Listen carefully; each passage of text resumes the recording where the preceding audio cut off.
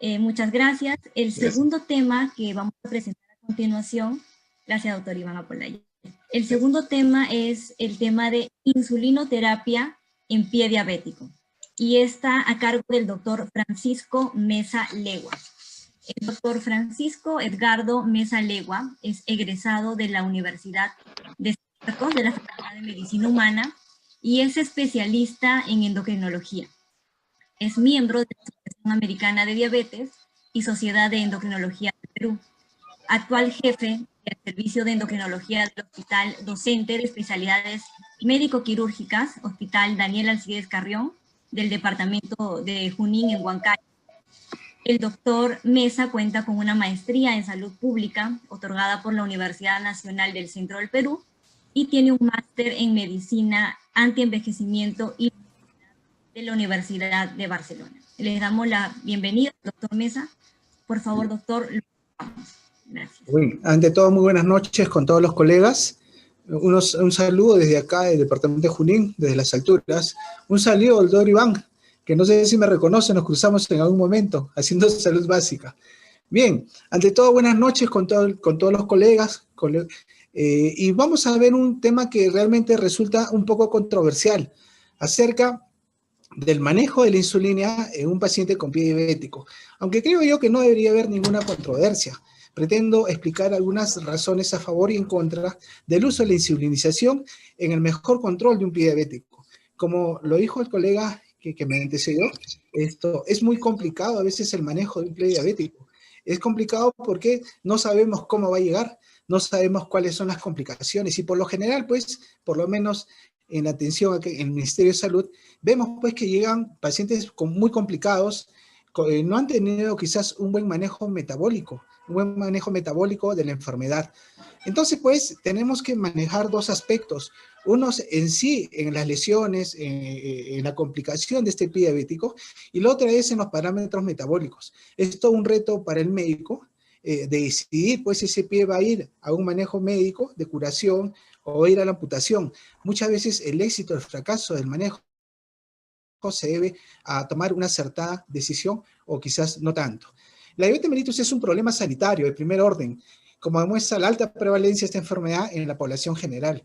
Y más aún en el contexto que estamos viviendo actualmente de la pandemia, pues que nos aqueja a todos, ¿no? Vemos y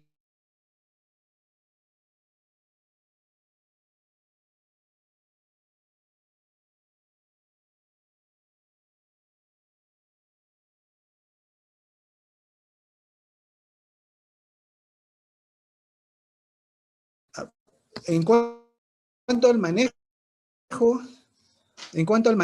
y también a los problemas metabólicos. Vemos que existen disturbios e inflamación metabólica que suma a todo el deterioro que sufre este paciente, paciente de neumopatías atípicas, que está pues en un cuadro grave. Entonces, pues vemos pues, que la alta prevalencia de enfermedad como la diabetes es de un 8.3% en la población adulta, y esto está subiendo, y esperamos pues una mayor incidencia en el futuro. Con la edad aumenta el porcentaje de afectados y llega al 11% en las personas mayores de 65 años. Estas cifras son solo orientativas, ya que se supone que hay un número similar de pacientes sin diagnosticar, lo que ha hecho que se haya multiplicado por 6 el número de diabéticos en los últimos 40 años. ¿Cuál es el problema del pie diabético? Que es un problema complejo, es una complicación de un paciente diabético que no ha sido bien controlado. Y desgraciadamente, pues, hasta actualmente esperamos pues, que el Ministerio de Salud coja la rectoría nuevamente para hacer un sistema integrado de salud. ¿Qué habrá pedido? Roscas. No, y tú no quieres rosquita, yo quiero que me invites. Entonces, pues, muchas veces, como le digo, pues, no hay una buena coordinación, un buen manejo de la atención primaria. Muchas veces en atención primaria, el tema de la insulina es un tabú.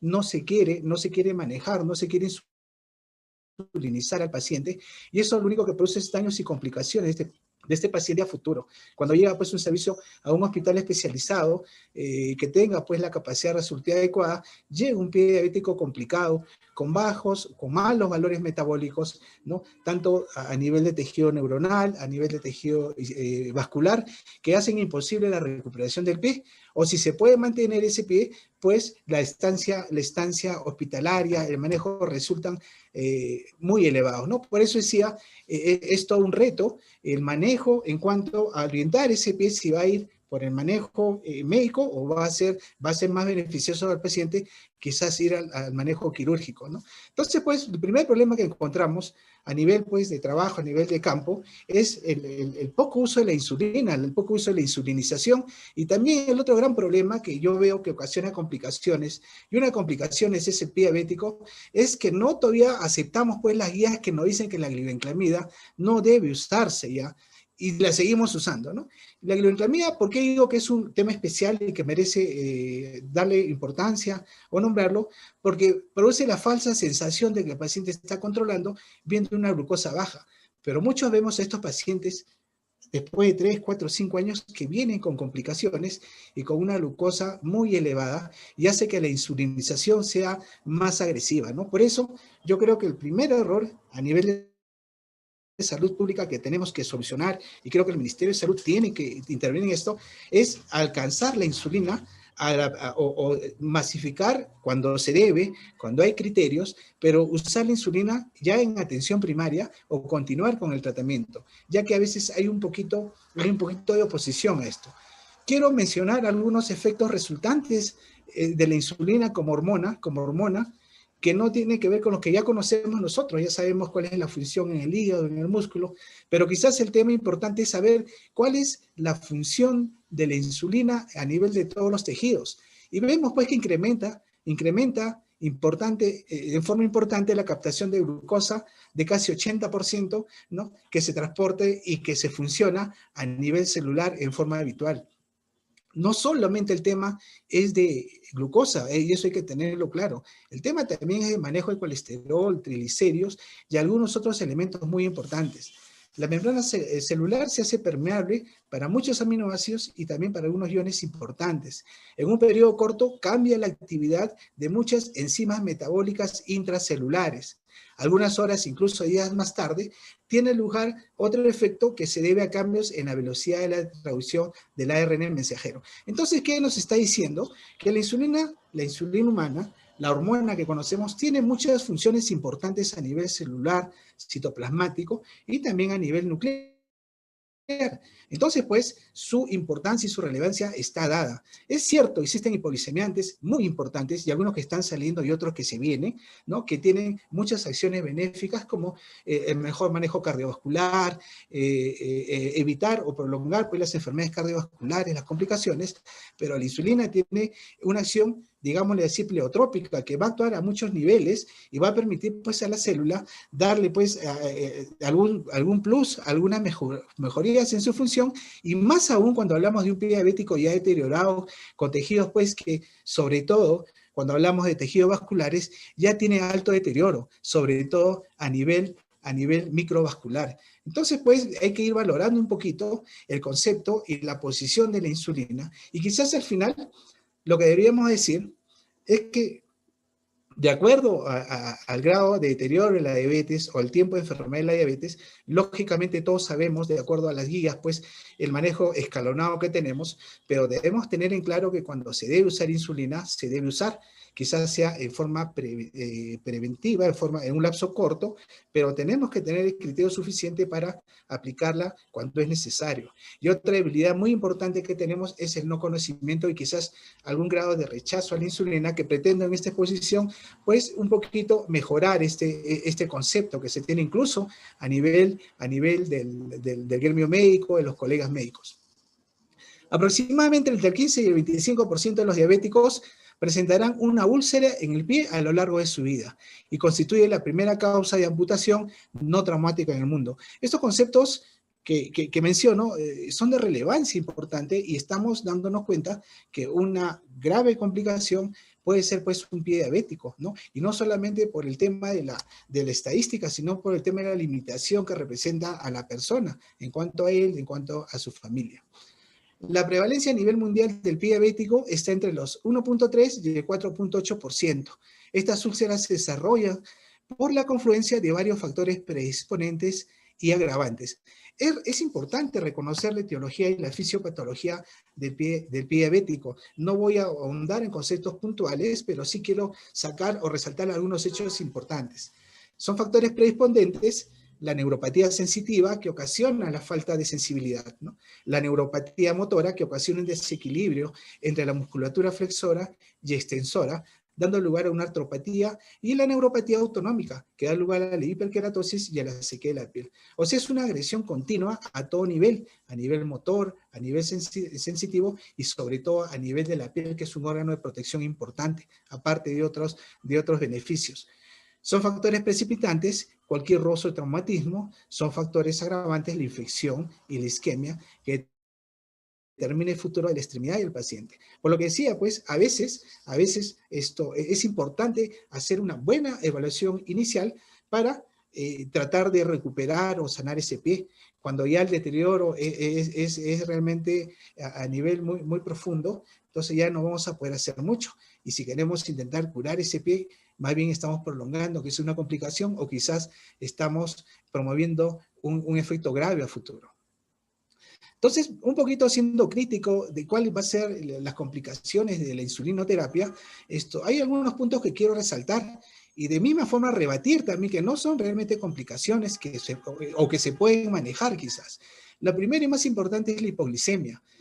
Es la complicación más frecuente y temida en la terapia insulínica, dado que en los últimos años, con los nuevos conocimientos, cada vez aspiramos a metas terapéuticas más ambiciosas, ¿no? Todos los pacientes diabéticos deben ser educados para reconocer oportunamente y tratar adecuadamente una hipoglicemia, como se describe en muchos capítulos de la revista, ¿no? Actualizadas. ¿Qué quiere decir esto? Que nosotros, pues, si revisamos algunos protocolos, algunas guías, están reconociendo, pues, que la primera causa de hipoglicemia a veces en el manejo hospitalario, en el manejo de pacientes hospitalizados, es a veces una hipoglicemia. Pero si analizamos bien, quizá la hipoglicemia se debe a un mal monitoreo, a un mal control de glucosas, a veces a no usar la insulina adecuada, o falta la experiencia o destreza en el uso de las insulinas. Felizmente, pues, como vamos a mostrar en un cuadro posterior, tenemos muy buenas insulinas que podemos usar en los diferentes espacios, ya sea en el espacio ambulatorio, en el espacio de hospitalización, en el espacio, pues, de emergencia, ¿no? Entonces, hay una versatilidad de insulinas que podemos, y un monitoreo también que cada vez se hace más eficiente, que pueden corregir estos efectos. Por ejemplo, en el ambiente hospitalario, a veces no es muy difundido o no hay recursos como para tener un hemoglucotés. El monitoreo se considera que es el factor más importante hospitalario en producir hipoglicemias. A veces no hay el recurso. Entonces, abastecer de recursos a los servicios hospitalarios creo que es un buen punto. Y yo les digo cómo, por ejemplo, hay un programa del Ministerio de Salud, el programa, por ejemplo, de control de enfermedades no transmisibles, al cual recibe un buen presupuesto. Quizás todo ese presupuesto orientarlos a potenciar y mejorar los recursos para poder hacer un mejor monitoreo. De esta forma, evitamos, pues, las complicaciones. Un monitoreo más objetivo, adecuado, en tiempo oportuno, yo creo que mejora mucho y reduce mucho las hiperglicemias. El aumento de peso también es importante y se reconoce como una complicación, pero a la par de la insulinización del paciente, se debe, pues, hacer un buen programa de control dietético. Si es en el área hospitalaria, pues el trabajo en coordinación con nutrición, y si es en el área ambulatoria, hay un programa diabético que debe haber estratégicamente distribuido en todas las zonas del país. Cualquier tratamiento que estabilice metabólicamente a un paciente con diabetes descompensado va a producir, lógicamente, un aumento de peso, la mejora del apetito. Es algo evidente en una persona que se restablece la salud.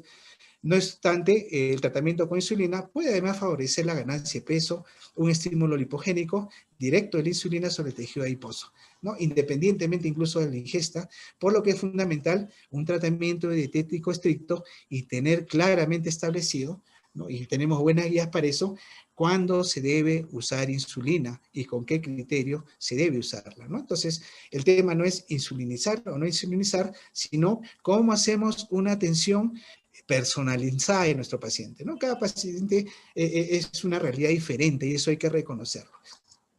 Las lipodistrofias se presentan en dos formas. una lipodistrofia atrófica y una lipodistrofia hipertrófica, ¿no? Pero ambas se están corrigiendo, ¿no? Ambas se están corrigiendo. La lipodistrofia atrófica quizás era por la tendencia de producir en algunas